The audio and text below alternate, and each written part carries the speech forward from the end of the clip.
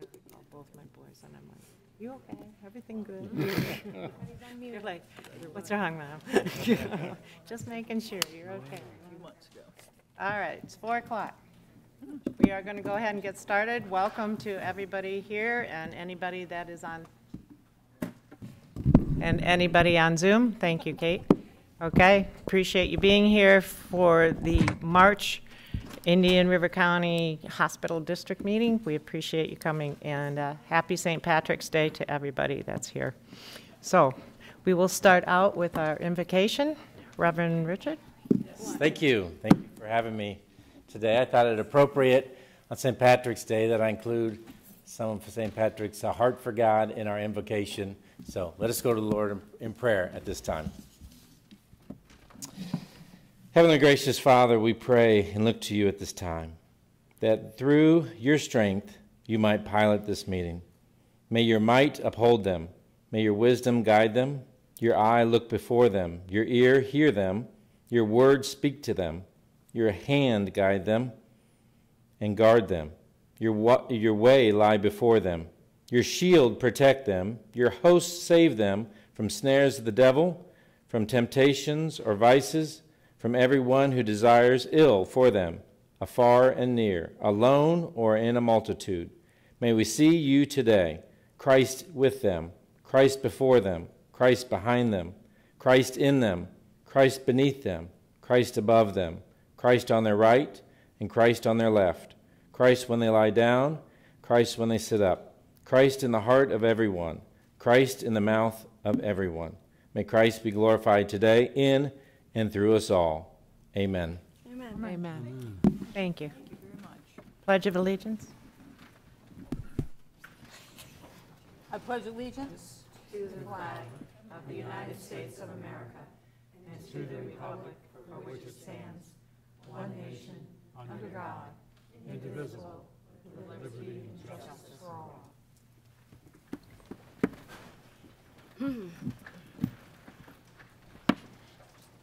terrible. If I could hear a motion for approval of the chairman's meeting minutes dated February 16th, the regular monthly meeting minutes dated February 17th, and a March disbursement of Mr. Jones. $659,629.02. So move. Second. All in favor? Aye. Thank you. We have a lot going on, and we are coming into budget time, and which is an exciting time for us. But I encourage all of our agencies and all the agencies out there that there's a lot of need in this community, and we are here to support the community. So I just want to remind you of that. And also keep the people in Ukraine in your thoughts and prayers as well. It's a terrible situation that they are living through right now, and be very grateful for what we have and what we live through right now. So, council report. Thank you. Currently working to finalize our lease amendment with the Cleveland Clinic and the easement agreement amendment. As I reported yesterday, we do have conceptual agreement on that, which is a real strong positive, and hope to be able to bring that back before this board with some resolutions in the coming months, if not sooner. So working through that, as well as some review of our interest in real estate that we hold and what would legally be involved if we were going to convey any of those in the future. So I'll be bringing that before the board for next month as well, and set up a PowerPoint presentation for you to go through that. Good. Any questions on anything else? Nope. Okay, hearing none, we'll move to the financial statement. Mr. Jones. Thank you. Well, the district remains in strong financial condition. As of February 28th, we had about $15.2 million in cash and investments, less the spending that we just approved, which leaves about $14.5 million. In our accounts, and for the balance of the fiscal year, the district has projected remaining budgeted expenses of $8.4 million. So this suggests we'll have about $6.1 million remaining in the coffers at the end of the fiscal year. Add to that, we expect to get about another $1 million from tax revenues to be distributed. So we have sufficient funds to meet our obligations and consider other obligations as we complete our strategic review process. Our investments with Water Walker have yielded very low returns this fiscal year. Year to date, our interest income is a little less than $3,500. This is a reflection of the zero interest rate policy of the Federal Reserve and our effort to minimize risks to these funds. However, the Fed policy is now ending, and though it is likely to take several months before short-term rates reach as high as 1%. It likely won't happen this fiscal year. In addition, Water Walker is no longer able to offer the FDIC guaranteed investments for us for the moment. Our investments are still really high quality and meet the Florida statute requirements, but they are not U.S. government guaranteed. So with all these factors in mind, the trustees have decided to consider an alternative for some of the funds. There's a program offered by the U.S. government called Treasury Direct. The district can open an account and invest directly, i.e. no fees, in U.S. Treasury securities. As of today, rates for treasuries that mature in 1 year are a little over 1%, and maturities of 2 years are a little over 2%. Doesn't sound like much, but it's better than essentially zero. If we need the cash before the securities mature, they can be sold through the same program, and we can quickly access the cash, though possibly with little return or maybe even a small loss of principal. However, we consider the need for these funds highly unlikely during the time periods that we would invest, 1 to 2 years. So we've decided to allocate initially $2 million to this program, dividing the funds equally between a 1-year maturity and 2-year maturity. So in the next 24 months, I would estimate we'll receive $20,000 annually from the 2-year note and $10,000 from the 1-year note, which dwarfs the $3,500 we've gotten on $15 million. So it just seems like a no-brainer. And then we'll earn some additional funds as rates go up on the balance of our funds, which will average about $6 million between now and the end of the fiscal years. We'll evaluate the results and potentially use it for even shorter maturities in the future as a way to more effectively get a return on our cash position. Anne Marie Suriano and I will manage this allocation of resources, review our plans with our fund manager, Water Walker, make a decision that's best for the district, and report the results to the trustees next month. So if there's any questions on that, otherwise that's as much as I can say today. Thank you. Thank you. I think that's great. It gives us that much more flexibility, right? Executive Director Anne Marie Suriano. Okay, in the packet you have my written report, so I just am going to add a couple of little things that happened in the last couple of days to that, if you don't mind. The Gifford Health Center, Kate has been continuing to attend the Gifford Health Council meetings, which do still happen monthly in addition to our biannual, I guess, advisory committee meetings, but wanted you to know that the pediatric services and have experienced quite a bit of growth at the Gifford Health Center. So the Treasure Coast Community Health is going to expand those services into the We Care department, where the We Care program was in the Gifford Health Center. They're just about out of there. They're doing some painting in there and kind of freshening that area up, and then they're going to be seeing some pediatric patients in that area. They have also hired a bilingual behavioral health counselor, so they are able to manage that population a little bit better. I received an email today from Pat Nipper, who indicated they finally received their vaccine coolers that we funded for them back when they were needing that for their homebound program.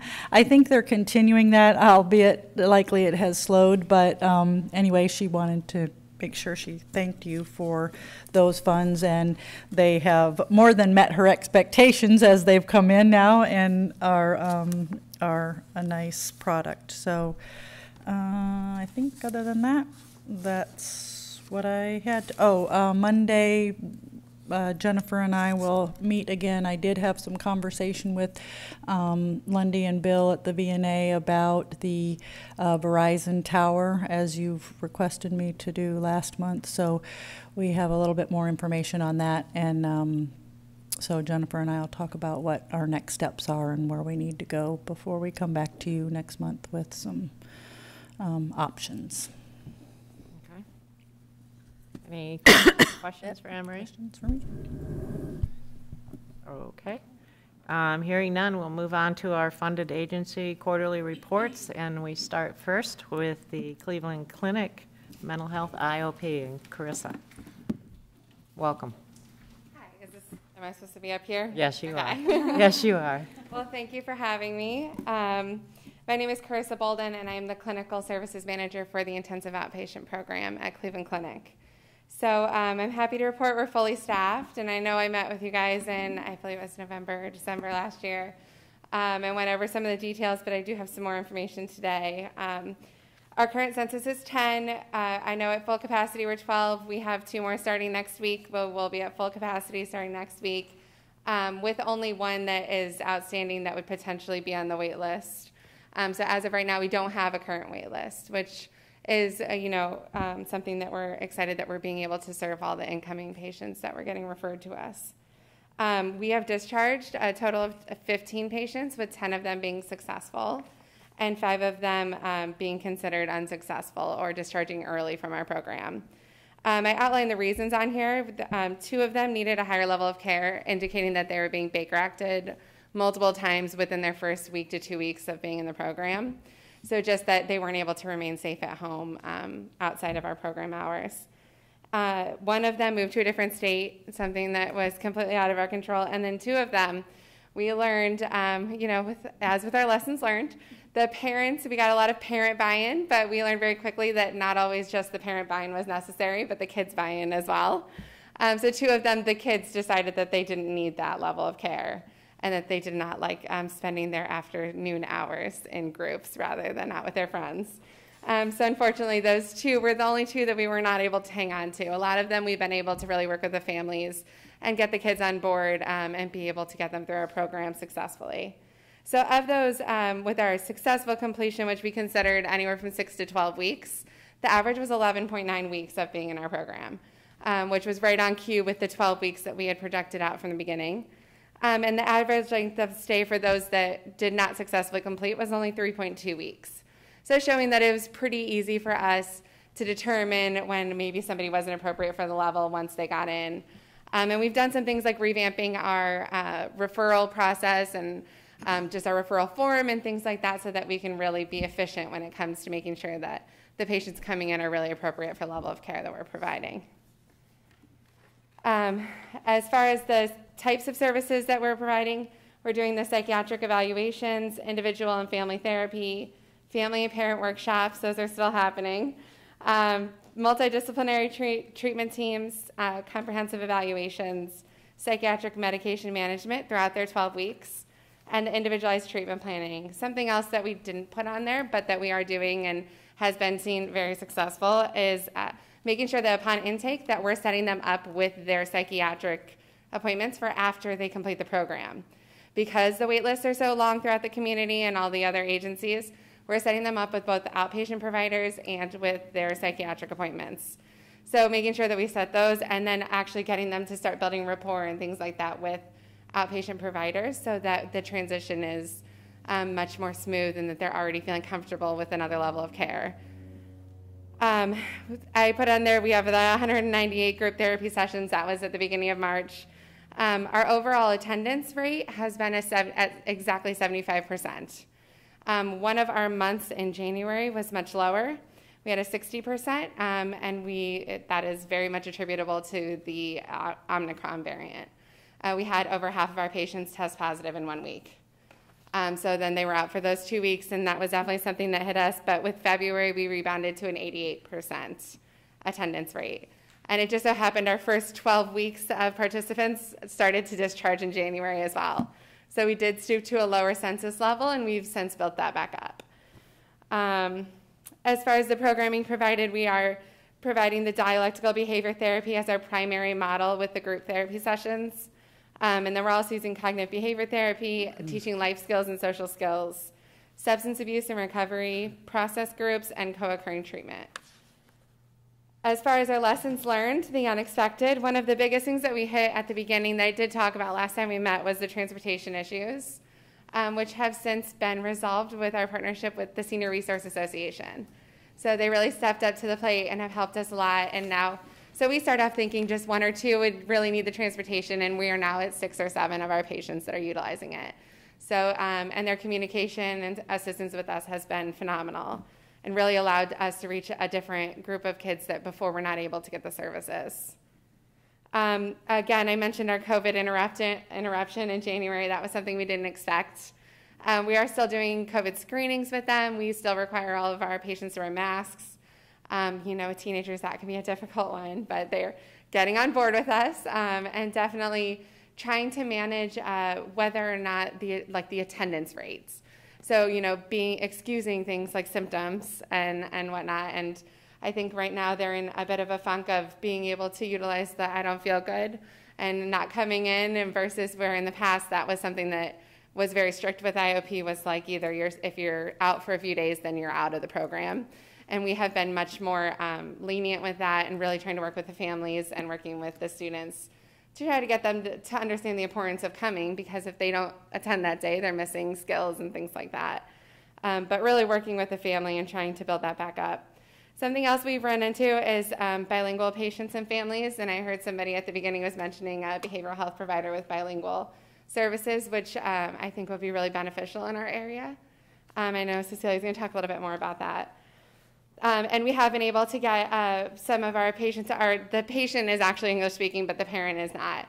And so we've been able to use our language line and the MARTI in order to provide the services that we need, and it's been very efficient with that individual.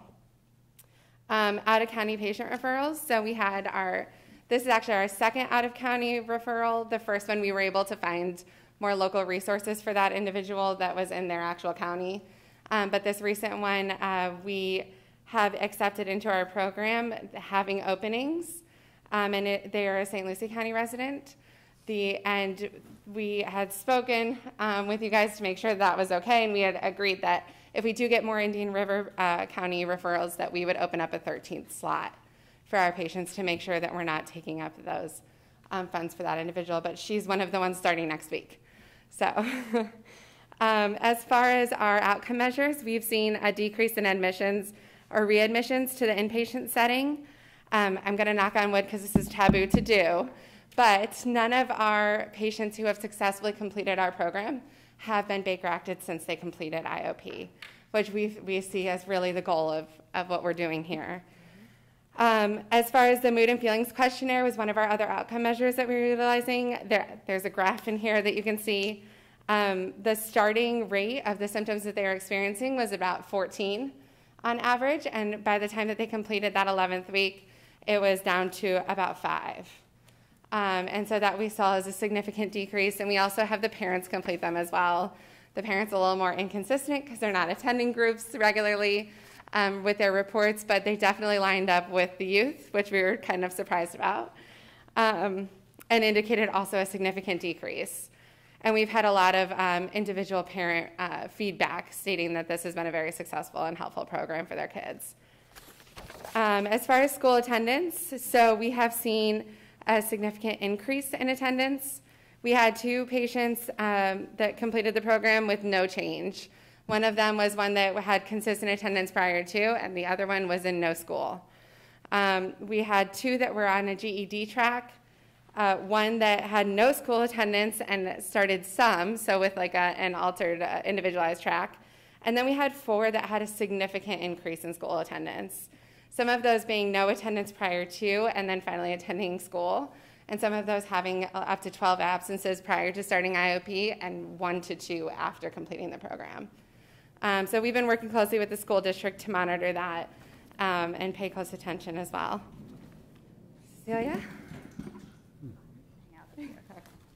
And just like Carissa kind of hit on, some of our emerging issues that we're seeing is the increase of adolescent substance use occurring.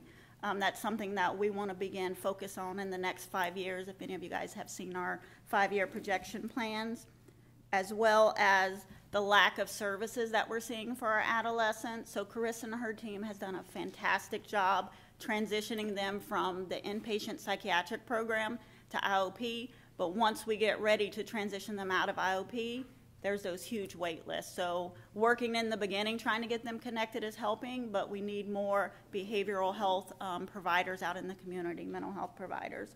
The other thing that Carissa kind of hit on was the bilingual providers. You know, most recently, not only in our IOP, but our inpatient program, we've seen with the increase in the population, a lot of patients needing bilingual services. And there's not many providers out there. It's very challenging. So as a community, doing something to be able to recruit more bilingual providers where that makes our property more valuable, salaries better, whatever it is, but we got to figure it out to try to get more bilingual providers in the area. And as I'm sure you all, the next 5 years, because we've had this pandemic, our kids have been locked up, isolated, on video games inside. You're going to see a huge increase in anxiety disorders and the inability to communicate with others. So those are just some of the emerging issues that we're seeing at the Cleveland Clinic intensive outpatient program as well as inpatient. Do you guys have any questions for us? So when you say bilingual, are you primarily Spanish? Do you have any need at this point for Creole? Have you seen any? Are you seeing that as well? For the inpatient program, we have been seeing that more Okay. so. And we utilize what's called the MARTI, but it can be challenging. It's not the best option. Always an in-person interpreter is best. But. Right. Yeah, the MARTI worked really well when we were doing Spanish with like the assessments and things of that sort. But the other thing was family support services, and really also having like culturally appropriate family support services that would be beneficial for the family versus just an interpreter inside of a group session for our workshops. That was one of the big barriers that we ran into, but we were able to connect them with some additional family resources. And we're also still providing that workshop as well for that family. I'd like to ask a question about the two. I'm way back to the beginning. The two that chose not to go, even though the parents wanted them to go. I assume they might be a little older and have a little bit more push with the parents, so to speak. They want to be with their friends. And you do track them then, if they, to see if they bounce back into, treatment, Baker Act type Absolutely. thing. You track them very carefully, even though they haven't been through your program. Absolutely. And anytime that we have any readmissions to our inpatient, we go over and ask whether or not they would like to be a part of our program and let them know about our services and really try to encourage that. I think sometimes it's a matter of waiting until the patients are ready rather than pushing the services and saying you really need this as far as getting out. It's, hey, we're here. If you ever decide that you would like this level of care, if you want some more help with coping skills. And they've been very receptive to that when we're less... Is there any way you can attract them in some way other than they should come to the program? I mean, is there any little something, like some celebrity that would be there or something? I don't know. Hey, if you know any celebrities that are like that, we're totally open to that. No, but I really do think that what's the most appealing to them and what we've seen, because those two, I'll tell you, the two that discharged early were very early on in our program. And since then, we've just been really like, hey, we're just here to provide coping skills because life is tough and it seems like you're suffering and we don't want you to suffer anymore. And these kids in this program, they really want help. It's interesting, we had a couple of kids that came in and they were going, well, I thought this was going to be more of like a social thing, because they don't have any social interaction right now, especially if they're like homeschooled or on virtual school. And the other kids very quickly shut that down and said, hey, we're here to learn. Like, we're not here to play around. We're not here to have side conversations. Like, we're trying to get help. And so then coming back to that patient and saying, you know, these other kids are suffering and they're not trying to be mean. They're trying to get the help that they need.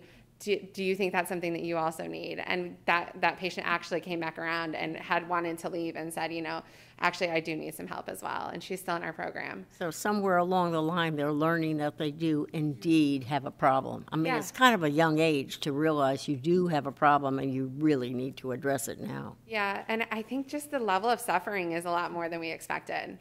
You know, these kids are really hurting and they're expressing it in very dangerous ways. So just really listening to them and being there for them, but then also saying, like, we're here to just give you this massive toolbox of coping skills, and then you at least have them with you if you ever decide to use them or need them.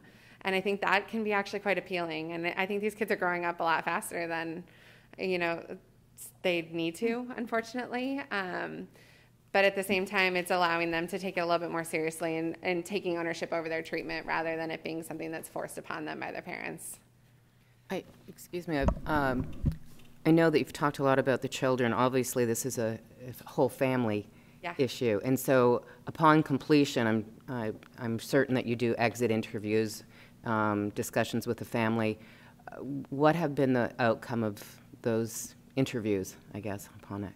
Yeah, so we do a patient satisfaction survey, and we do it both with the children and with the parents.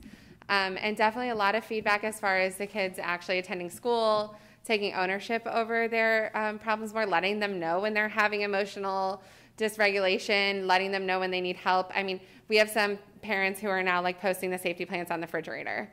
And so things like that, and saying, you know, my kid's taking ownership over their own happiness rather than it being something that I feel like I'm in this tug of war with. And also, I think through the parent workshop, a lot of the parents are getting a lot out of that and realizing that they can take a breath and that not everything do they have to fix it immediately. And, you know, the parents that we're getting, the families that we're getting for these kids are the ones who really, truly want to see their kids get better and who are very concerned about their kids and their well-being, not necessarily ones who are kind of like, yeah, whatever, it's not really my problem. We're really getting that parent buy-in. So being able to really teach them, you know, some ways that they can cope with their kids' behaviors, and teaching them, like, hey, if your kid is acting out, it's okay to call the cops and to have them come and assist, you know, and also getting them to take ownership for their own treatment, just like their own behaviors, whether that be good behaviors or bad behaviors, and teaching them kind of our behavior management process as well. They do something called a daily log, so they monitor all of their urges and any suicidal urges, any aggression urges, things like that, and we are getting reports back from the families that they're continuing to use that post-discharge. So I think that's allowed for a lot healthier communication. They have code words if they need to, you know, have a higher level of care and things like that. Have you had any of the parents ask where they could get additional help too? Absolutely. Okay. We definitely refer them 100%. So, you know, whether it's the mental health association or whatever might be more appropriate for them. Because some of them come to the parent group and they go, I look forward to this every week. This is my therapy for the week. And I'm going, okay, that's great. But maybe if we need some additional services, we can help you with that and we can definitely set you up. So our office coordinator is very well connected within the community and does a great job at connecting them with the services. That's good. That's good. I have one more question. The two that needed a higher level of care, did they go to inpatient then? Yes, the two that needed the higher level of care. I was thinking in my head the two that had chosen not to stay in the program. But the two who, yes, they did, and they were both referred to residential treatment following discharge from our inpatient. So we, you know, as if there are ever Baker Acts, which we have had a couple, and that was something else that we were not anticipating, but them being Baker Acted while in our program, that was something that kind of took us by surprise. But however, you know, it's not an overnight change, and it's definitely old coping skills, so those do come back. But while they're on the inpatient unit, we work with our inpatient team, and we have staffings to talk about whether or not it's appropriate for that individual to come back to our level of care or whether they need a higher level. And really working with the family as well and saying, okay, why wasn't this working? What can we do differently? You know, what were the barriers? What are some of the things that, you know, need to happen in order for them to use better coping strategies the next time? So for all of ours, except for those two, the result was they can return back to IOP. And none of them, it was maybe one or two early on in the very beginning, but none of them had them throughout the entire 12 weeks or anything extensive. So we did see that significant decrease in the amount of Baker Acts.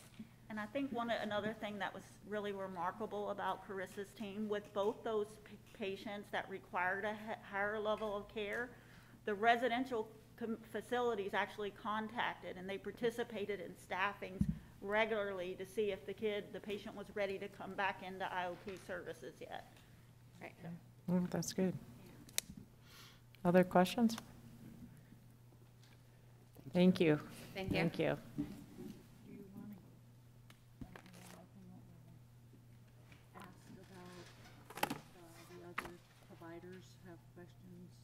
That provided the funding. Oh, yes. Do you, Jeff, I see Jeff's here and Meredith and now, do you have any questions for them? Since you are providing funding as well? Okay. Thank you. Jeff Pickering, Indian River Community Foundation. Thank you for the information and for the advanced materials to review. I'm curious about the financial component that remains. So it looks like we're 75% through this year, and the run rate on the expenses show a loss. And if I'm doing the math right, the next quarter might cost another $70,000 or so. So is there a plan for where that revenue will come from? Of which I am pleased to see that I didn't expect this first year to show any earned income, and you have earned income from Medicaid and the other managed care support, which is a good thing. But is there a plan for covering the balance of what might be needed to cover the costs? So Warren Fuller, he's our finance director. Come on up, Warren. The district is funding it, so we're not getting ahead of ourselves in terms of the funding. They've agreed to fund us monthly, so I believe that we'll be fine through May 31st. I don't know what our measurement year is, but I think we're fine, and very impressed with the collections on insurance. Yeah, I think that's a surprise. It's certainly not a criteria to get in the program, but it's worked out well, and these guys have done a wonderful job on intake and making sure that we're getting all the funding we can. Okay. And then I So, think yeah, follow-up. just so you know, Jeff, they haven't requested, this was the first month since the beginning of the program that they've requested funding from the district. So it's all the funding that was received from you, the United Way, and the Johns Island Foundation that have gotten them to this point. So But I they're, don't see the JI or yeah. the foundation on here. We've all given our grants to the United Way. They've collected it. Okay, so And it so all it all comes comes through United filtered Way. through there, but the point being that they're short funded, but they haven't Yeah. used any of our funding yet. We're slow walking, so we don't get ahead of Yeah. ourselves.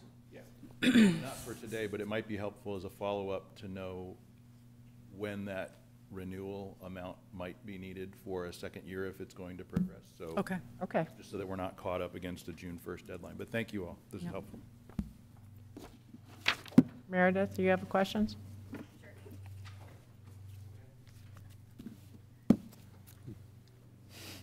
First of all, congratulations, because I don't think any of us thought that it was going to be this successful this fast, so great job. Just a few easy questions, really. Could you tell us the ages? I mean, I know the age range, but are you seeing like a certain age more so than the others? Yes. I can tell you that I had a feeling. Our 13-year-olds are very popular right now in the program. And we've just kind of seen that gradually sway. It started a little bit older, and then it kind of quickly moved down to 13 and 14-year-olds. Like a majority of our kids are 13, 14. But we do have all age ranges. We have 17-year-olds, and we've had some that have transitioned right before turning 18. And I know that is like an additional gap that we've seen is the lack of like young adult services, and seeing that like just over 18 and also kind of the ones who are like not working and not in college and are out of high school and just kind of standstill mode, and dealing with a lot of mental health issues. So we've had a couple of those referrals, but the age range has definitely narrowed down to that more like 13-year-olds, 13 to 14-year-olds. And referral source, what is, do you have a significant referral source that's from a certain place or just really anywhere? Yeah, so our inpatient unit has been one of our biggest referral sources, as well as the school district. School district, okay. Yeah, those have been our two primary ones. However, we've had other agencies like the Mental Health Association, Suncoast, we've had New Horizons, multiple ones come from New Horizons, things like that. So we're definitely seeing a range, which is good because that means we're getting the word out there that we're, here and we exist. But a majority of them are coming from either the school district or from our inpatient unit. And then last one, which is probably a little harder, are there certain types, or what are some of the types of issues? Like, is it suicidal ideation? Is it cutting? Like, are you seeing or is it all of it? Yeah, I mean, we're definitely seeing a range for sure. But the biggest things I would say is self-injury, which, and not to like get into my own mental health things, because I'm a licensed mental health counselor as well, but I think a lot of it is OCD and anxiety related, and looking for that sense of control. And so, we're seeing that as a result of the pandemic as well. But the OCD tendencies have been something that I did not anticipate or see coming, and it's something that we've been educating our staff on and doing additional trainings to try to make sure that we're addressing those, because it is anxiety related, but the OCD behaviors are significant and severe, and a lot of times related to the cutting. And self-injury, and so just kind of paying attention to that and what the underlying issues might be that that need to be addressed. Okay. Yeah. Thanks.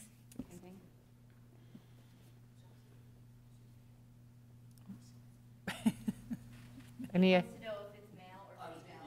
Oh no, that's a great question. So actually, right now we are all females. We have all females in our program. When we started, we were about half and half, males and females. And since then, it has gradually been to only females.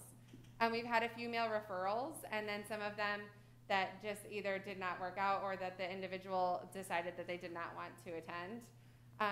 But generally, we're only seeing female referrals come in. Now, we're seeing female referrals come in, however, they don't all identify as female. So we have a lot of transgender youth in our program, and those that have different pronoun preferences. But gender-based, yes, we are seeing a majority of females. Yeah. Interesting. That's interesting. Great question. Yeah, that's very interesting. I do think some of the fights or whatever it has been in our schools in the last couple of weeks were predominantly female. They were all female. Yeah, and I know that the suicide rate among adolescent girls has increased drastically within the last 2 years. Something to say for the social isolation that's going on, the dependency on social media. Our kids are without phones for 3 hours a day, 3 days a week, and you'd be amazed at how many of them say it's the greatest relief of their week is not having that with them. I know all of you are very talented and you're unbelievably great that we have that resource here, but is there such a thing as a tendency or a concentration on female psychological concentration, somebody that concentrates on the female problem more than, is there such a thing? And but do we have anybody like that, except you all are, you all are very well-rounded, you do it all. Yeah, I would say most of my personal experience has been with females in the correctional Is that right? facilities. Well, good, we're glad we have you. Yeah, it was girls ages 13 to 17 in maximum security corrections. So I definitely saw That's right. that level of care. That's right. That's just my personal experience. Well, then we're very fortunate.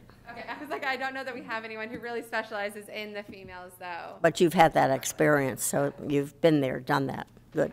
Good. So if we were to look to expand this, would you do the 18 to 24, or would you go down to the 9 to 12? So I would say the 18 to 24, mostly because I think there's a big gap right there, and I think a lot of our kids that are the 13 to 15-year-olds now are going to be soon transitioning to that age and are going to need that level of care. I think there's more challenges that come with the 9 to 12-year-olds, especially in relation to the family, in relation to school hours, in relation to their ability to sit through 3 hours of group 3 days a week. With the ADHD and the anxiety that is going on amongst them, I think sometimes the individualized care is more beneficial for them.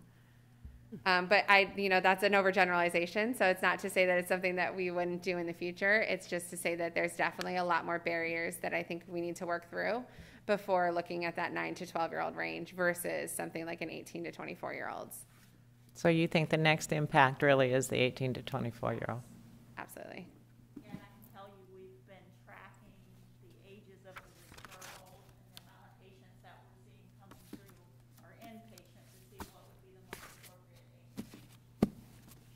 Would you see more suicide then in the older group because they might just act out in that capacity?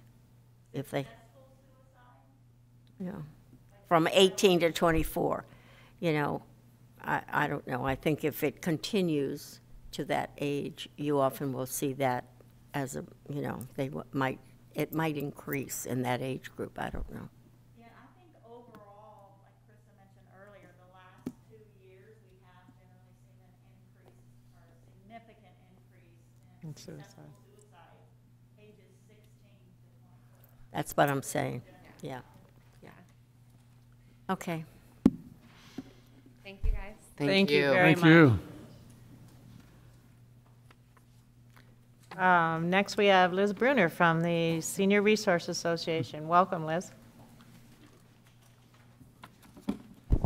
Thank you, Mary Beth. It's good to be here with y'all this afternoon. Just a quick recap. I'm going to start with the Emergency Meals on Wheels program, but for the folks who may not be familiar with it, who are listening, it is a program for the benefit of folks that are 60 years or older that are Indian River County residents that have been discharged from a healthcare facility within the last 30 days, or who have a caregiver who is either inpatient or not yet not fully recovered to care for them. We deliver hot meals through our volunteer program for 5 days a week, Monday through Friday, and frozen meals for those who require them on the weekends. The menus are developed by a licensed dietitian. They meet 1/3 of the seniors' daily nutritional requirements, and equally important is the wellness check that goes along with the delivery and the visit to make sure that the folks that we're visiting are doing well, that they haven't had any particular setbacks, and that they have a socialization opportunity that they mightn't have otherwise. So, they get 14 days of meals for the first round of care once enrolled in Emergency Meals on Wheels, and then are assessed to determine whether or not another 14 days is necessary. The program has 2 goals, as we know, to provide nutrition and wellness checks for the temporarily homebound due to a healthcare crisis, and to prevent readmission to the hospital or to the healthcare facility that they were discharged from. When I was here, it's been a challenging 2 years. I think it was 2 years ago tomorrow that the world shut down. But when I was here last year, we were looking at 35 people that we had been able to serve during that downtime when we had to roll up the carpets and find other ways to get food to people and deliver frozen meals instead of all the hot meals that we delivered. But the biggest impact was, of course, how busy the hospital was and people unable to get the care they needed. So now that we're looking at that's okay. Now that we're looking at 63 seniors in this same period as last year's 35, it really reflects, I hate to say it, I'll like Carissa, I'll knock wood, some return to normal. We can see that the volumes at the hospital, people are getting the care that they need, whether it's elective or life-saving care that they were unable to access previously. So that's a very positive thing. We're now reporting 1,463 meals served, plus the last 6 months, which puts us over 2,500 meals served for Emergency Meals on Wheels. And the comparable period the year before was the year that COVID struck was 3,000. So we're gradually getting back to where we need to be, and that shows again that we're able to take care of more folks in the community. This period, we had a 90% non-readmission rate for our Emergency Meals on Wheels folks. That's a little bit less than the last 6 months, which was 93%. We're okay with that because when one of the stories that was in your written report reflects a heart care patient who had several setbacks. And so she was readmitted 3 times, which could not have been, the meals would not have changed that, but she was helped all 3 times that she was discharged to have emergency Meals on Wheels at home. So it really made a tremendous difference for her, and she is extremely grateful and is doing well. So that's a wonderful story. I also want to share that most of our referrals currently continue to come from Cleveland Clinic Indian River Hospital. There are some other healthcare facilities, and of course we continue to do active outreach to rehab facilities, Grace. We talk to the folks at Scully Welch Cancer Center, VNA. We work with all the organizations in the community to make sure we get the word out there. We are getting some self-referrals. They're fewer in number, but as more awareness is out there, folks are calling us to see if they can enroll. And interesting, this week we are celebrating what's called March for Meals, and it's an opportunity for us to invite folks from the community to ride along with a volunteer and see how the Meals on Wheels program works. And as we do a brief presentation before we pair them up with their volunteers and send them out, we review for them the different aspects of Meals on Wheels, and very few of them were fully aware of emergency Meals on Wheels. So it's another great opportunity. We've had 30 folks in the last 3 days that we've been able to educate on this program. So we continue to look for every opportunity to do that. I think, I do want to share one more story before I move on to public guardianship. You know, we always talk about the numbers, and I know, just like the questions I heard y'all asking of what a fabulous program that is, that the hospital was just reporting on, there are people behind all those numbers. And so I'd like to share one more story with you about a gentleman who joined the Emergency Meals on Wheels roster. He was approaching his 97th birthday. He had no family, no living family, no one in the area, and assumed he would be celebrating his 97th birthday by himself. But the case manager that enrolled him in Emergency Meals on Wheels showed up at his door with a balloon and a card and some cupcakes, and he was so thrilled and so surprised that someone would remember. He'd only been on the program a week, and he really felt that, you know, people were paying attention to him and his needs and his personal situation, and it was very, very impactful for him. And I take particular pride in knowing that our caregivers are doing those kinds of things. It makes it easier for me to come and chat with folks like you to know that they're in such good hands. So real quickly, the public guardianship program, again, just a real quick recap. We're serving individuals who have been deemed by the court as incapacitated.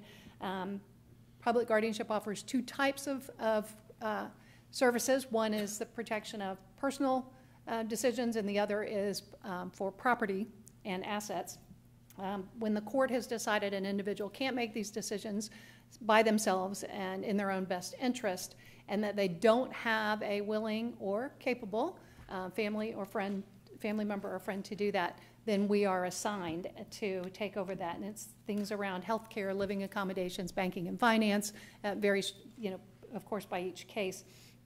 The public guardians receive intensive training, and they are responsible to the court for managing those cases.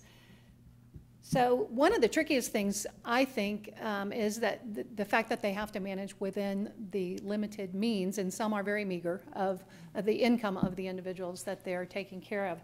And so I feel that Senior Resource Association is the perfect place for this program to live, because we have such a breadth of programs ourselves, but we also have the connectivity to the different benefits and resources that are out there for these individuals. So it enables us to really leverage to the max what folks are entitled to, and to help make it work in spite of the restrictions financially.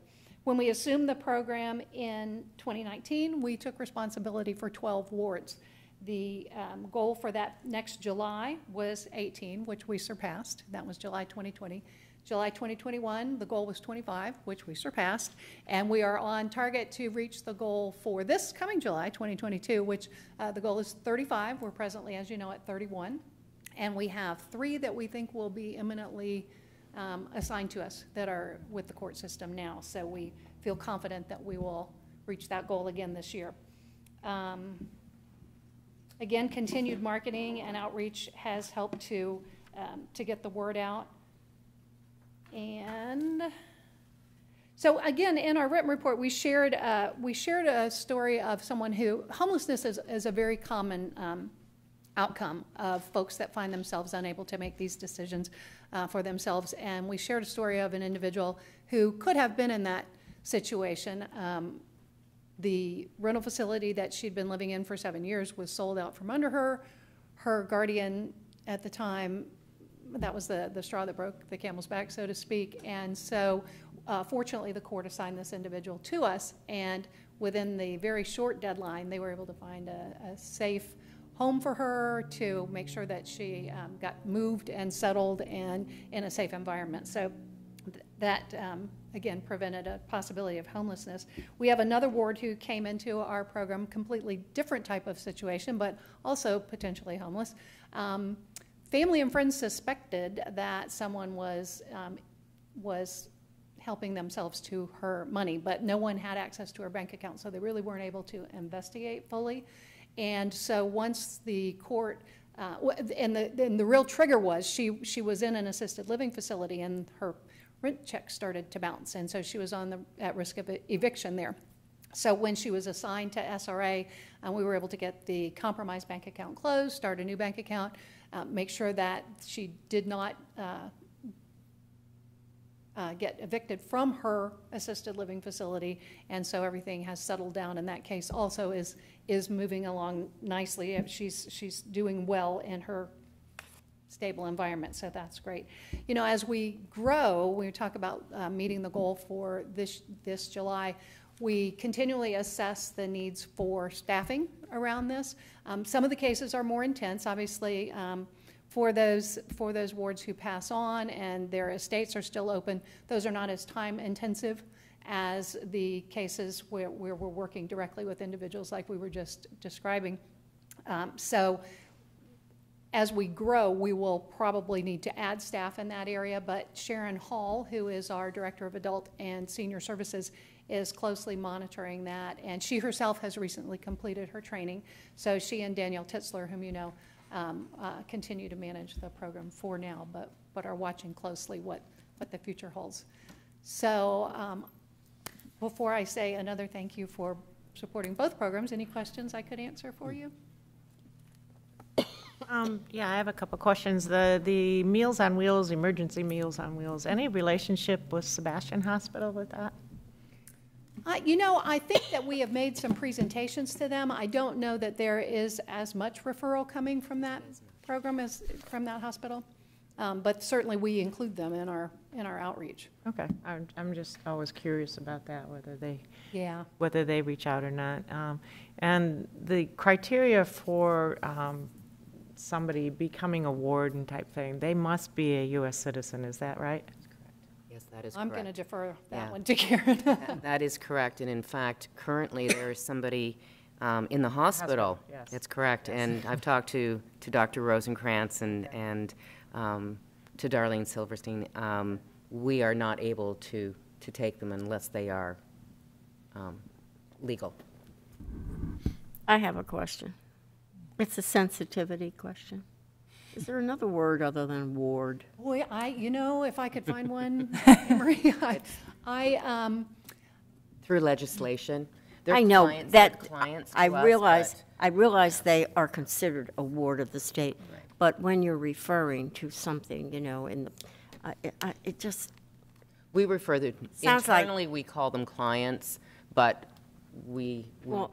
I know, but well, I think on paper it's got to be one thing. That's but when you refer to it, just maybe go to the thesaurus. There we Look go. up ward. She was able to work that word in tonight. Right. Thesaurus. Good to know. Power Thesaurus Online is my new best friend, so I'll check it out.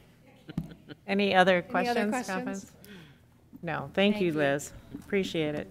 Thank you, Liz. Next, we have the Substance Awareness Center, or Carrie. That Carrie. Good evening. So, first of all, I just want to say thank you. As I put the report together that you all have tonight, I really had to take a pause and look at the impact that the funding is really doing in our ability to provide the quality services and really meet the individualized needs of the clients that come through our agency. So thank you for those multiple requests and those niches that we're able to fill for our clients.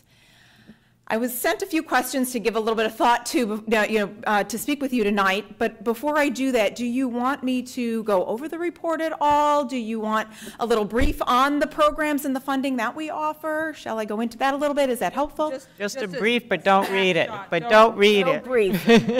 So brief. I like it when you read it. And I didn't bring it. Even better. Really, there's 5 different levels of funding that we receive. So when we look at our peer outreach and recovery assistance program, we've talked about the importance of peers who go through a training to share their lived experience, and it's really about how do they help engage and retain people into a life of recovery, and that's engaging them into treatment services, but also just that life of recovery. There's multiple pathways that they can embrace. And so we really utilize our peers in a couple of different capacities. Obviously, they help provide the recovery support services in our recovery assistance program. So they help in those homes. They are the face in running those homes and interacting with all the clients there. But they are really doing a lot of assertive outreach because only 10% of the people who access substance abuse only 10% of the people who have a substance use disorder ever access those services. So we really have built partnerships with agencies that serve our vulnerable population so that we can do that. So you'll see that we are working over at Camp Haven. We're with The Source. That we had over 866 touch points on that general outreach. That's just touching clients, trying to help direct them. If it's not with us, where can we direct you in the community? We've really ramped up our alumni efforts to provide that ongoing connection and support to our organization, and so we had 56 participants there. And we're working with the Behavioral Health Center to, we started there just this month to work on the inpatient unit to bring the peers right there to them. We want to meet people where they're at out in the community. So that will be an additional partner that we have. And the jail has finally reached back to us. I think we are ready to move beyond COVID and get services back up and running in the jail, which I think is such an important place for us. I know you all had some Narcan training yesterday, and inmates who have substance use disorders are at the highest risk of dying from an overdose or overdosing the day they leave that jail or in the weeks that come. So we really need to be there making sure that we're getting them the support that they need. Our peers also educate on medication-assisted treatment. That's really important that they're doing that education. There's a lot of stigma in the recovery community still around medications and medication-assisted treatment. There's this belief that you're not clean if you're on medications. And so our peers are out there really educating any of our vulnerable populations that medication-assisted treatment exists, that it reduces relapse rates, it saves lives, and it can be very, very effective for people. And so they do a lot of that education. And so peer one-on-one helps people, reduces some of that stigma. The other piece on medication-assisted treatment is then making sure that people can access these high, costly medications. And so our partnership with TCCH helps us reimburse them for the medical services and for the actual medication that we can do. So that's a really important piece that we make sure people understand how important it is that we utilize all the tools in the toolbox when we treat a substance use disorder. So we're using our peers on that front end for the MAT work. And they do the Narcan training. As you saw, Kathy was there yesterday training you all, and our Narcan training is really an important piece of, we want it to just be the CPR of overdose. We want everyone to know that Narcan exists, that it saves lives, and get it in everybody's hands. And I can tell you, the numbers coming back to us of the people who have overdosed, or who have had Narcan to reverse an overdose. It's the clients that we're screening that are coming through our doors are constantly telling us. Every training that we do, there is somebody, more than a handful of people at times, saying that Narcan has either saved them or a loved one, and so it's so important we have it out there. So that's what we're using our peers for. The assessment. You know, our process, we serve many masters. We have lots of standards we have to meet, and our process for intake is still so very cumbersome. It is a very lengthy procedure. We have a couple of state systems we have to navigate, and so having those funds to help us do that comprehensive assessment and we never narrowed it down to one assessor, but we have people doing these assessments into those multiple systems, helping us streamline some very convoluted work that we have to do. But at the end of the day, getting us a comprehensive biopsychosocial assessment. And what we do is the ASAM is the American Society for Addiction Medicine. We utilize their co-triage so that we can really quickly triage them out of our agency if we need to and make sure within our levels of care we're placing them in the proper level of care. And that's what we're using there. Teen Intervene is, as the ladies were sharing around substance use. So actually, one of our program directors was talking about perhaps the need for adolescent IOP on the substance use side. Our numbers don't tell us that, but Teen Intervene is that step up when they don't quite need treatment. And we're really careful with our adolescents because we don't want to label them something and have them see that as their identity. Kids who use substances may not have developed the brain disorder of a substance use disorder. Their brain may not have changed yet. So we're cautious in labeling them that. But some of our kids need that higher end intervention. Teen Intervene it's evidence-based. We use motivational interviewing, and the kids really respond well to it. They love it because it's meeting them right where they're at. We're not saying you can't use. We're asking them, what are you getting out of it? What is working for you? They're setting their own goal around the substance use. Sometimes it is harm reduction. Now, at the end of the day, to successfully complete our program, to meet that sanction they have for the court or their civil citation, they're going to have to stop using, and that's the goal, and we're moving them in that direction. But this approach in not dictating to them what they have to do and empowering them with choice is making a difference. And so we don't do that with every kid. We screen the higher risk, higher need kids will receive that Teen Intervene. And then CRAFT is our family program, which is near and dear to my heart and now is starting to hit the ground running. And next week is really the official first group that we'll have for that program. And CRAFT is really just a refresher, is for our most neglected people or the loved ones of someone with a substance use disorder. We have identified patients, but there's no funding, there's no resources, and there's very limited programming. I mean, Al-Anon is the go-to for families.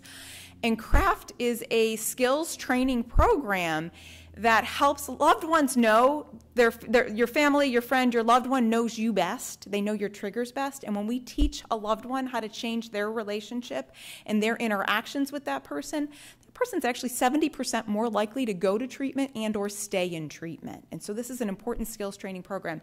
And for the loved ones that don't make it to treatment, the person themselves reports significant reduction in their own depression, their own anxiety. So we really are looking forward to getting this out in the community. We're piloting it small within our organization, and I think this week we sent out the invitations with partner agencies to really get it out there, and I know we'll be working closely with Cleveland Clinic on that one too. And then acupuncture. So I came to you, our day treatment program our reimbursement rates from the state are so low, but we provide high quality services in that, and we love the acupuncture component. And so I came to you and I said I might have to cut that program, but if we have the funding, we can keep this acupuncturist coming in. And the clients really are responding well, and I put some of their comments in the report for you to see. And so they receive needles. It's an evidence-based intervention for acupuncture. It's using the ear, and she does actual needles in the ear. If the clients don't want it, they don't have to have it. I believe the majority participate.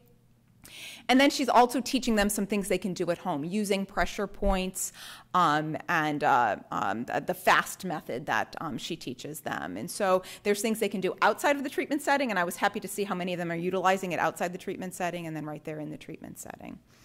So those are our programs at a snapshot. Do you have any questions on that side of things or the work we're doing there with the treatment? Okay.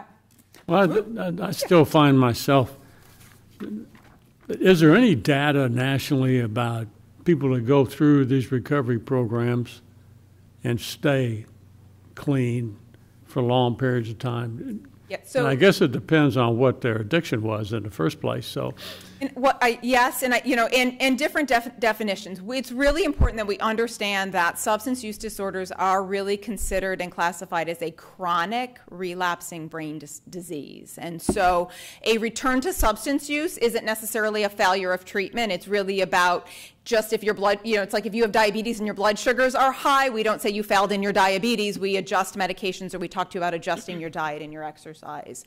And so that's how we want to look at and treat substance use disorders. But I can tell you, when people make the 5-year mark, the data is pretty strong on the likelihood that people will sustain, or what we call, enter and maintain long-term recovery.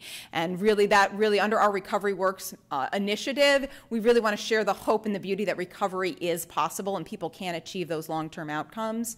And also, if there is a relapse, it's about how do we get you back into the continuum of care. And really important that in our community we look at what is the continuum of care and how can we make sure that people can quickly access whatever touch point in that continuum they need if there is a relapse. And that's really important. And that's why we really want to keep close contact with that alumni. To make sure on that piece. So I don't have good data off the top of my head. One time I did a report, and I think we had like we had like a 50% success rate or something, and I think that the board chair at the time was like, called me up like, Carrie, that's failure. I'm like, no, we're doing great. Like statistically, it's 33%. But we're learning a lot in the field of substance use. We're really learning how to treat it in the more medical model, treat it as a chronic relapsing brain disease, and like I said, we want to offer all the tools in the toolbox because those medications can really stabilize that brain. But we have to teach the people the skills to navigate in this world. We're really building, sometimes we're building new pathways in the brain is really what it is. And when you think about what happens in a substance use disorder is, if you think about driving in the snow, I'm going back up north next week, I hope the snow has melted, but when you're driving in the snow, if you're that first car down the road, you're the one paving the grid. When there's a car in front of you, you're just driving in the little tracks they made for you. And that's what happens in substance use disorders is the neural pathways, it just gets grained in like that, like you're all those cars going through those tracks in that those 3 inches of snow. And so we need to create those new pathways so that we're not automatically going down those tracks that have been ingrained in. And so it takes a lot of work, it's a lot of time. And that's why the programs that we can do, and we can offer that recovery assistance program, we can give people whatever time frame they need. If it's over a year, they need over a year, we can do that so that they can be successful on the other side. 28 days is not the magic fix. People need so much more than that.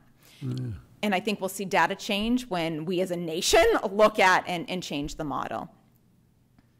Any other questions on our program side? I think it took a long time to realize that addiction is a disease, and we're finally really approaching it that way.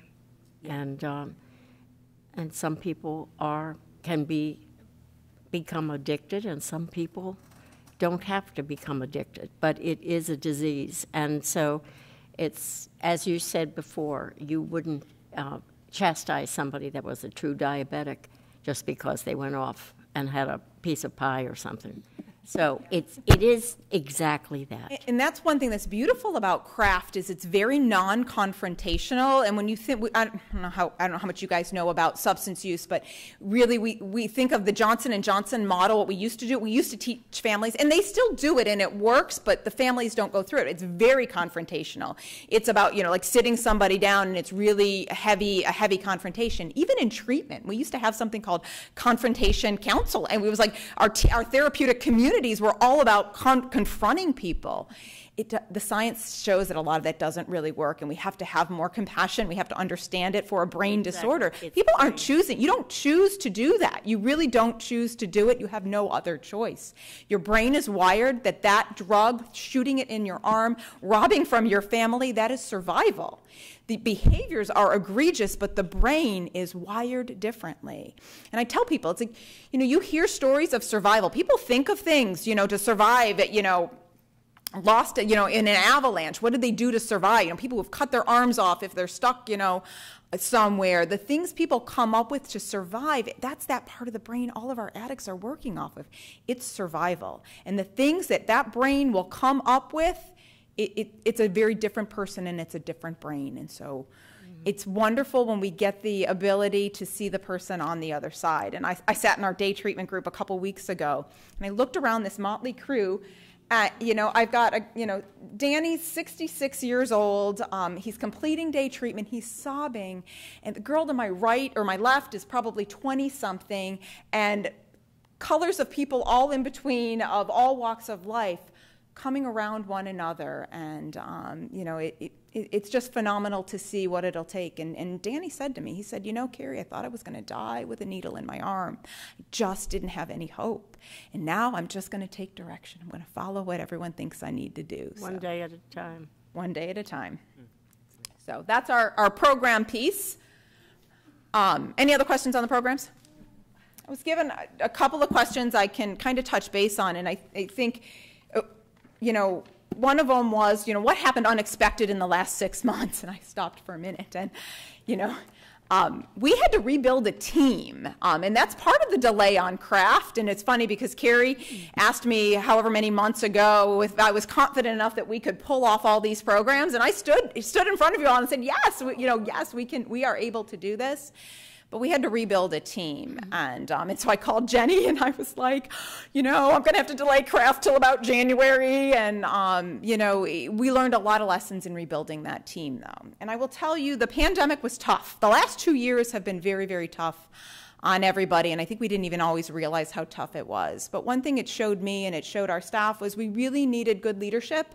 We needed good leadership skills. And last year I had all of our staff do a developing a leadership mindset training, and that took a lot of time. But it was really important to me, it was important to our staff that we have this. But I was warned that, in that training, we learned about our differences. We learned how to challenge the ways we think, the ways we do things. And we developed a shared culture and guiding principles for our organization. But I was challenged that in doing so, and if I hold if I hold accountable to these changes and I hold my team accountable to that, not everybody will be on board. And the people we lost were good people, and it was a great team, but there were things that we needed to do. And so we went through this process of organizational change. I think it was the perfect storm of organizational change. We had programmatic change that was out of our control that also made me have to kind of just shift duties and responsibilities. And as I tried to hold people accountable to that change, it wasn't going to be a right fit. And I can tell you there were plenty of times I sat in my office and I said, what would I do if I weren't so afraid? Because the easier, softer way would have been to bend. And so I had to stay true to what I knew what did our agency really need me to do? What did I need to do? And so we stayed true to that. And I was expecting some turnover perhaps, but not what we had. And then we had to hire in a pandemic. That was challenging to say the least, and we didn't get it right the first time around. So we came out with some bumps and some bruises.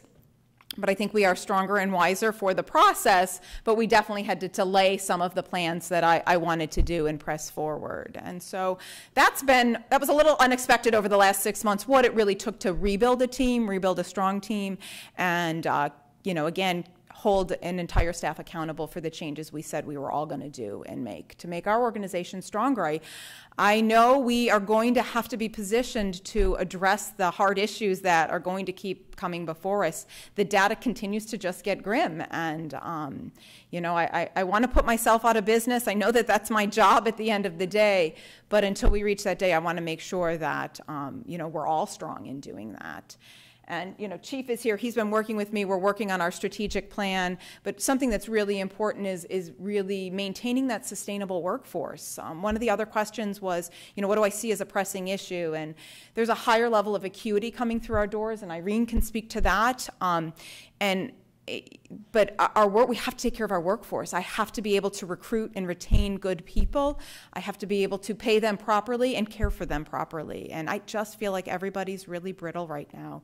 I think it's just been a lot of change. We had the last 6 months or more, it's been uncomfortable change. But I think it's all for the good, but we have to care for one another. I think I keep telling we need some grace and compassion.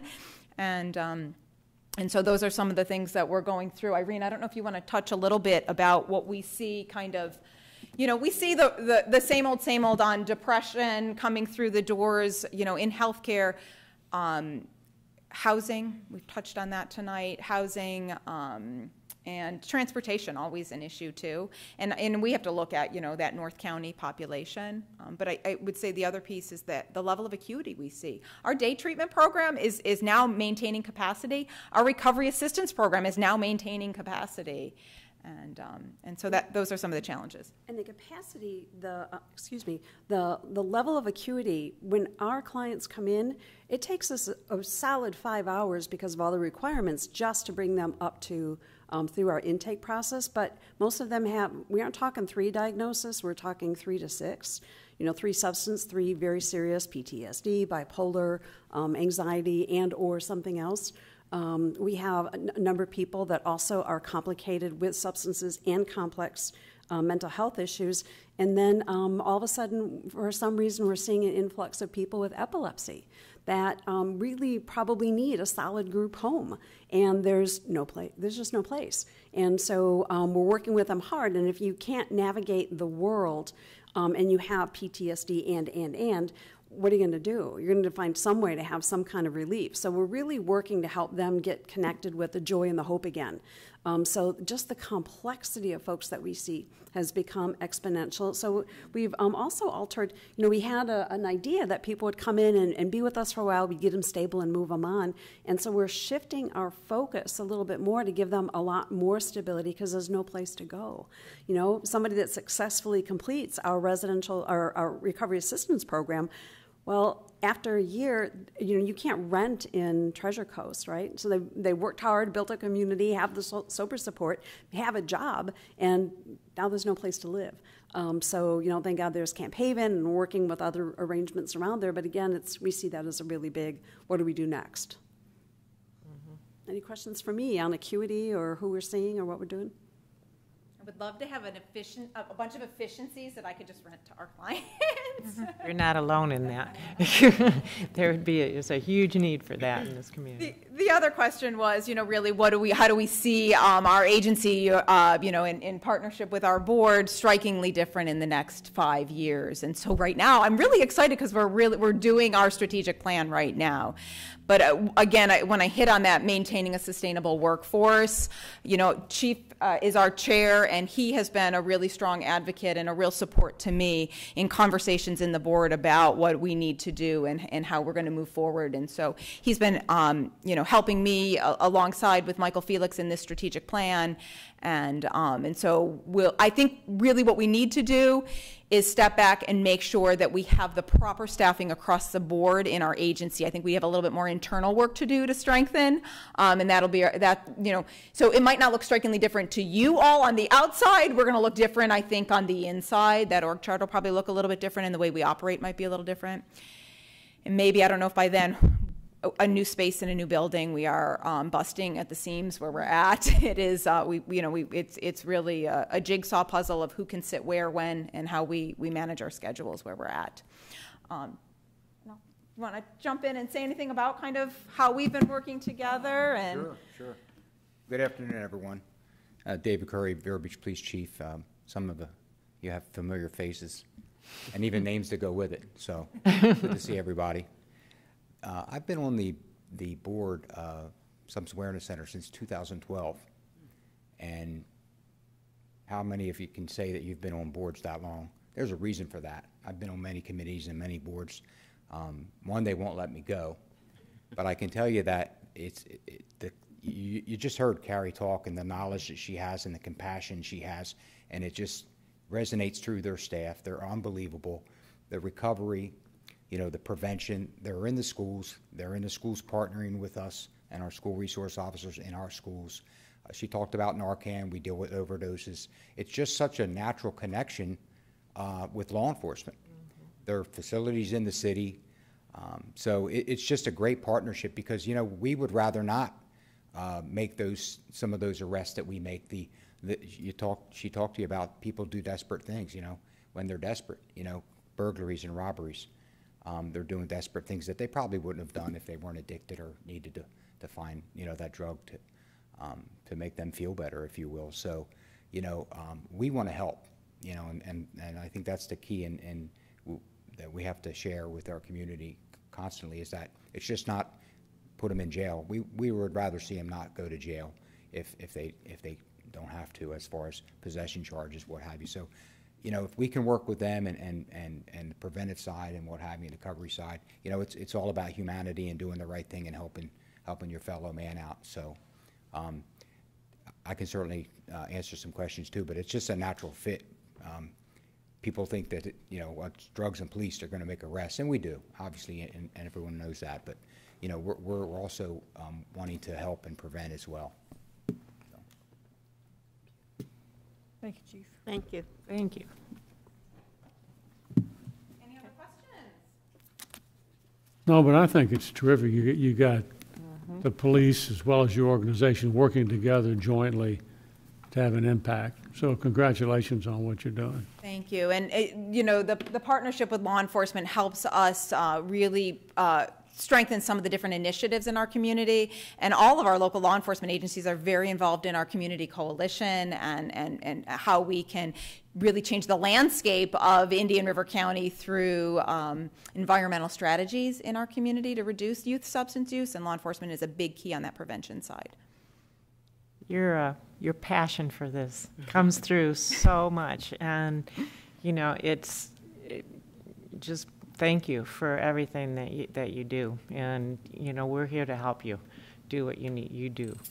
Well, thank you for trusting us too, because I remind our staff that it is an honor and a privilege. When people make a referral to our agency, they're trusting clients in our care. And for me, it's a huge responsibility when I'm being entrusted with dollars to do right by those dollars and for the people we serve. So thank you. Thank you. Thanks. Thank you very much. Wow, those are three pretty tough things, but thank you. Intense. Intense, yes. Any unfinished business in the community? The trustees, sorry. So we have new business. So we've got Kip with us. Oh. See if you can follow that, Kip. How exciting. Yeah, follow that. Is this going to be intense? It's going to be, you know, at least an hour or two. So thank you for allowing me to come back 2 months in a row. We have completed and issued our reports. I hope you have them in front of you.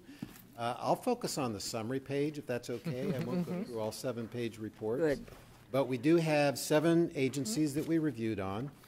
These are, it's referred to generally as the agreed upon procedures reports. You've asked us for a number of years to come in and look at the compliance with your policies and procedures with respect to indigent care funding for individuals and the qualifications of those patients. And so if you go to the summary page, I added a little bit more information to the summary page for this report, but it presents the 7 different agencies: Mental Health, New Horizons, Treasure Coast Community Health, the University of Florida's Psychiatric Program, VNA, We Care Foundation, and Whole Family Health Center, the last 2 being new add-ons for this reporting cycle. And then it shows the total funding, a lot of which goes towards the indigent care census funding, I'll call it. There is some basic funding or program funding that you have there for which we don't do any test work at your direction. And then it lists the population of patients that generated out of each of the different agencies. And you can see, by and large, the greatest population flows through the Treasure Coast Community Health Program. This is the first reporting that excludes the Indian River Medical Center. The last reporting we had the final quarter, and so they have dropped off the reporting. And then the samples tested. So we, from each population generation, we go through and select a sample. Generally speaking, in a statistical basis, we're trying to achieve a 95% confidence with an error rate no greater than 5% in the population. That drives a certain sample size on a compliance testing basis. I'm sure you don't want to go into all that statistical math. No. But there is a reason for going through that, and we build in a sample size that's sufficient to handle and accept a certain level of exceptions and still achieve that acceptance. And then we list the exceptions. And over the years, we have seen, if you've seen, remember these reports, the compliance exceptions have been dropping. The process that you've set up with the HD filing through the portal, the additional set of eyes on that, they really have been dropping. For newer agencies, there's a little bit of a first startup with some additional exceptions. And so you kind of see that in the report that you see here. But by and large, I think the context of what we see is that there is a great support for the patients that are being served. There are technical exceptions that we find to the rule of the law as you wrote your policies and procedures.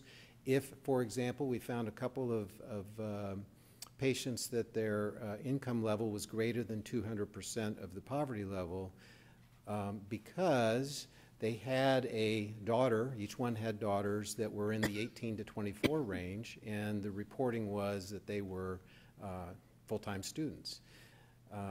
That's great. That would then comply them, or bring them into compliance, but the issue is there was no documentation actually in the file proving that they were full-time students. So we look at that. The information is there to support, but technically they are out of compliance. There was one instance that we found where just a simple math error in terms of the calculation using the information on the income level, and in fact it was over the 200% level. Close margin, but again by the rule of the law. So the information's in here. We go into each of the individual agencies. We provide a little bit more support on the types of errors that we found. So that it's been a good process. I think it works real well, and I'd be happy to answer any questions on the reporting. So I know it's rule of law, and here's the rule, and here's where it is, but did you find anything you would call egregious? No. Okay. We did not.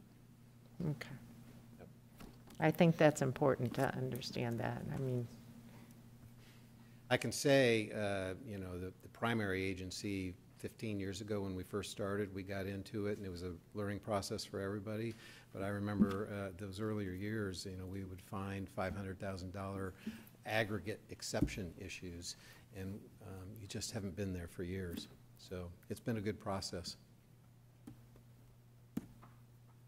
And by the way, just for the record, there was a settling up process too for that. In that magnitude, you went back and forth with the agencies, and you would settle up, and you were stewards for the community in that regard. So we haven't been at that level for a number of years. Yeah. it does beg the question, though, on even the issues that we do find, do we go and settle up? I was going to ask that question, yeah. Well, We have not been doing that? Last few years. Because you again, have not been settled? We have not been settled. Is there a limit, though, or is there a level, thank you, threshold, whereas we would want to consider? Is that something that's in our fiscal policies, or should be, if it's not? Not from my viewpoint. I'm kind of a yes or no answer man for you on this. Right. Policy decisions. Has to be ours, internal. Mm-hmm.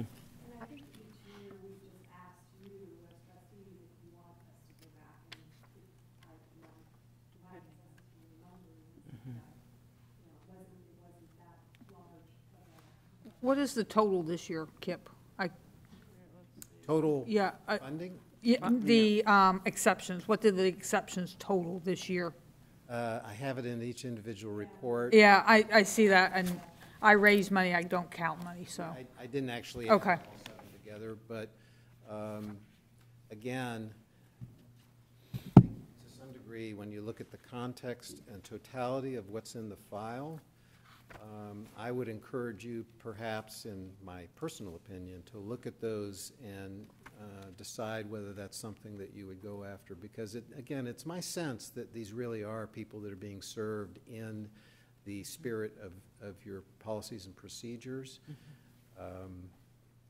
maybe I'm a little bit of a softie, but I do think that, you know, we do have to look at the rules and count the compliance exceptions and track those. Sometimes we can learn from those and look at ways to better design what we do, and that has worked over the years. But in terms of the support that's being provided, it's my sense that most of these are compliant with the totality of what you're trying to. So that comes back, begs the question then, from your perspective, are there policies that we should be reviewing again? I think honestly the policies are there. Some of the exceptions that we found, I think when you look at the volume of what you have in the effort to get through some things, I think there's an opportunity to write up some commentary and look at the files and make a decision that we have sufficient information here to support. Just document that. If you make the decision to go ahead and fund because of the information's that there, It should be documented. It should be documented. But we have talked about that every year. I mean, that it needs to get and documented. we have evidence of that happening. We saw those in there. Okay. We found some, and then when you look at the full file and the documentation, there are actually those kinds of comments and conclusions that are in there, just not 100% sometimes. So.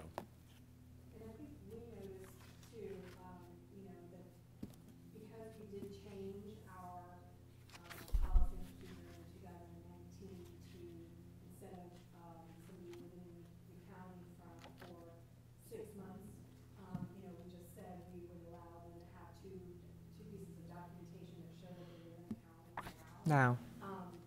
Just some of the documentation that we're receiving as proof of residency is a little lax. You know, like it could be a self-generated from the agency invoice that they're in their system. This is the address they have. This is their proof of residency. But we're refusing and allowing that because we were trying to put down those barriers, and now it's become just a automatic thing. I think that they're not trying to go back to the client to get that documentation. They're just saying, you know what, I only have one document with your address, so let me just print this out. So it may be something that we need to revisit if we're going to go continue forward with this procedure. I would say with policies, you should never be complacent. Right, yeah. Right, that's right. Agree. We should always be looking at them and Yep. saying what needs to change. We have seen this internally, and one of the things that I noticed when I was going through the exceptions, one of them was, you know, we did allow for a Medicaid share of cost to be a certain level. And we had said in our policy and procedure manual that it should be noted in the comment section. And it wasn't by the agency, but they did have a backup in the documentation that they provided. So we kind of allowed that because we could see that their, you know, share of cost was a certain amount. But we did say in the policy and procedure manual it would be in the comment section. And so they were written up and we went back and talked about that. I think those things are important, so that, you know, especially if we're going to get new agencies coming on board. You've got to tighten it up so that they know what to expect, because, you know, and that's our responsibility. That's the total. About $50,000. About 50. Look at me. Look at me. Impressive. We also, you know, do kind of, you know, accept some things and then we just need to either make it hard on them. Would love to have that opportunity to talk to you. Well, you know, you guys can always come with a proposal. Right. Don't be shy. You never are, so. We intended to after this period, we just kind of want to see what our vision area is and what we're doing. If we're going to continue with this or if we're going to change things, we just want to know where we need to be. And the one you identified, the share of cost in excess of $900, so having the documentation, it was there, and every one of the ones I looked at, it just didn't have the commentary that you asked for in your policy and procedures. But if you recall, this was a new policy and procedure add-on for this specific year that was tested. So you run into that sometimes too when you change the policies, that sometimes it takes a little bit of time to catch up with what those changes were. Right. Right. So Right. having an education and a process of feedback to the agencies on those items, that should be part of the process. Right. Yeah, I think we did when we initially made those changes, and I think it's just a matter of training the new people as they come into the organization, you know, just to make sure that they understand as well. Well, I think it's important to be able to express the fiscal responsibility that we take, okay, and that our policies and procedures do that. So, I mean, I'm glad to hear you say that it keeps coming, you know, better and better and lower issues, and there's nothing egregious in there. I mean, I think that's important. It's important for the taxpayers. It's important for the county to know that we pay attention Right. and follow.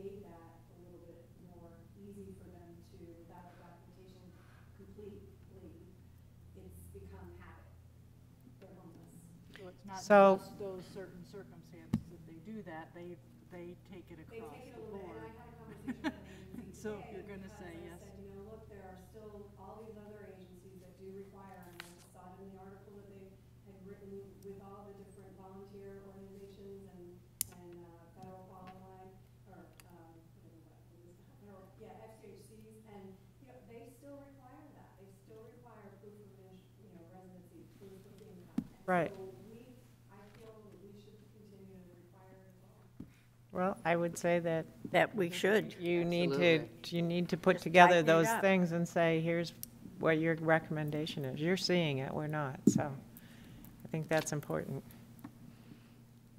Thank you, Kip. Okay. Thank We always appreciate it. I don't think you have to come back next month, do you? Yeah, no.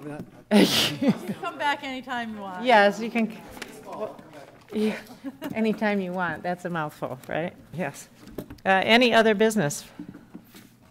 Trustees, any public comment? Jeff?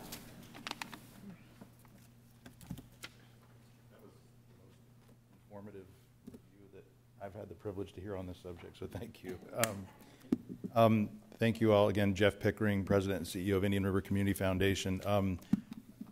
I don't speak for philanthropy necessarily, but I think the Community Foundation, beginning with Carrie's leadership and continuing with mine and the team we have, has certainly become the most knowledgeable resource when it comes to the data and the information about this sector of what happens in the nonprofit sector, what it costs to run the whole nonprofit sector, $200 million a year, and where the primary sources of funding come from our little communities, nonprofit organizations.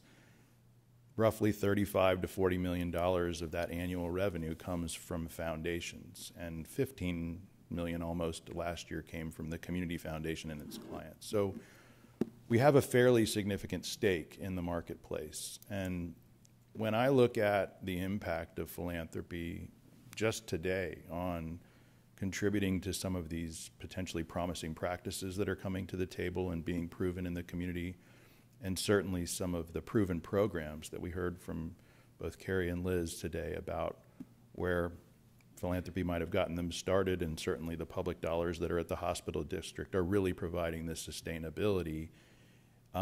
It really makes me understand how important the comment was today. Carrie was at, I believe, the luncheon, and maybe somebody else was at the luncheon today at the Museum of Art that was with Frances Mays, the author of Under the Tuscan Sun, and she was speaking to an audience that was there kind of celebrating and raising money for Alzheimer's Parkinson's Association. And she said it was her first time in Vero Beach, first time in Indian River County, and it was palpable to her how special this community is in the way it works together with its public and private sectors. And, just at my table alone, there were several people that were heavily invested personally in various philanthropic causes. And it was a validation, really, a third-party validation of just truly how special this community is in the way that public and private sectors work together. I was disappointed. We've had some comments shared by some of our clients and board members that the open seat was not filled. We were consulted by a number of community members about the interest of serving in the open seat. The ones who we weren't consulted with, we certainly saw qualified candidates who has expressed their interest. And if it was 1 month before the election cycle, I would see that that potentially would be a prudent measure to let the seat stay open and just carry on to the election. But we're 9 months out. And as we all know, post-COVID, we're in a different time frame where there are people in the community, people throughout the state, people out throughout the country who are advocating for taxpayer dollars, not necessarily to be used prudently in the way that which you're doing and which KIP is validating it's being done, but to be given back or taken away. And in a marketplace like Indian River County, if the public dollars that you collect and distribute for the needs of probably some of the most vulnerable in our community go away, we're in a bad place. And so those of you who have 9 months remaining on the rest of your term with a balance sheet as strong as it is, philanthropy is highly encouraging all of you who sit in those seats today and who may be vacating those seats by the time the election comes up to take seriously the responsibility of what those dollars can do for the sake of our community now. It's highly likely with new people on this board and with the political climate that we are in that we will not have another opportunity to do the kinds of things that you have within the next 9 months to shore up and sustain some of the critical needs that are in our community. And so I appreciate the fact that the board's going through a strategic planning process and identifying what its future might look like. We've heard from our state representative about her opposition to the idea of special taxing districts. We've heard from our governor about his opposition to the idea of special taxing districts. The drumbeat is being sounded, and I think the time is now for change makers that are in the community to partner with public servants and volunteers like you all to really take the opportunity seriously of what you have left to do within the next 9 months with the resources you have available. The Community Foundation is with its data and information and with the generosity of our clients is willing to work more closely with you to figure out how we get that done. But I would hate to reach the end of the calendar year with an entirely new group of people sitting up there and responsible, and to lose the opportunity to make a substantial investment in kind of the sustainability of what some of these proven programs are. So it's an appeal from me in my seat as president and CEO. It's an appeal from the foundation, who speaks for a lot of people who are making contributions in the community to the same programs that you are, to keep doing what you're doing and the level of seriousness that you're taking it, but to be mindful that the clock is ticking and 9 months can go by very quickly. And we do look forward to the opportunity to be able to see how the next 9 months can be used with the balance that you have on your balance sheet to make a significant difference in this community. So thank you. I'm glad to answer any questions about my comments, but I don't really have any more to say other than thank you for the service that each of you have provided in terms of making things happen over the last several years in this community and what you'll have left to do in the next 9 months.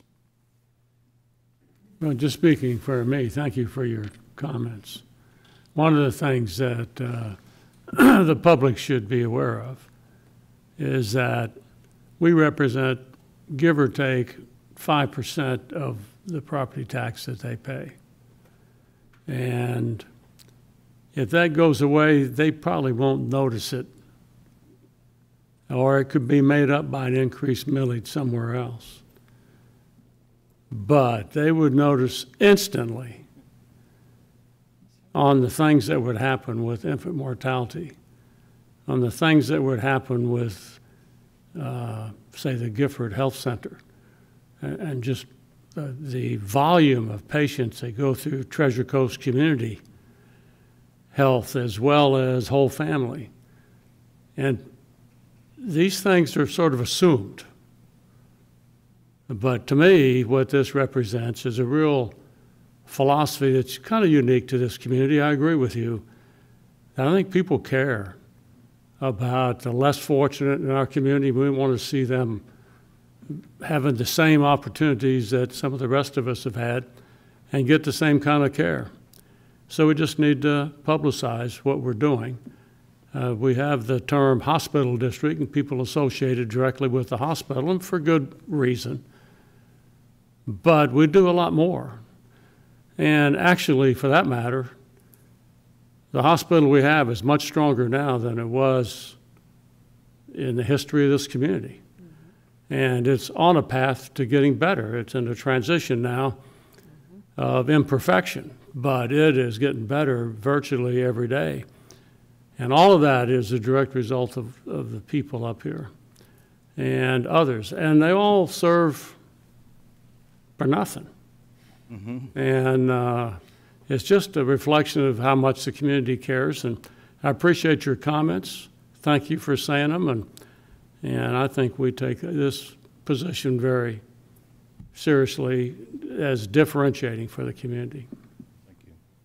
I'd like to thank you as well, and we have worked together over the years, I mean, private and public, and it's important that this carries on. It's very important that this carries on in this community for what we've done. We heard today, I mean, you know, the mental health issues are not going to get less. They are going to increase significantly. We've done some wonderful things. The IOP, you guys, I mean, that's been a wonderful thing, and that was a joint activity with us.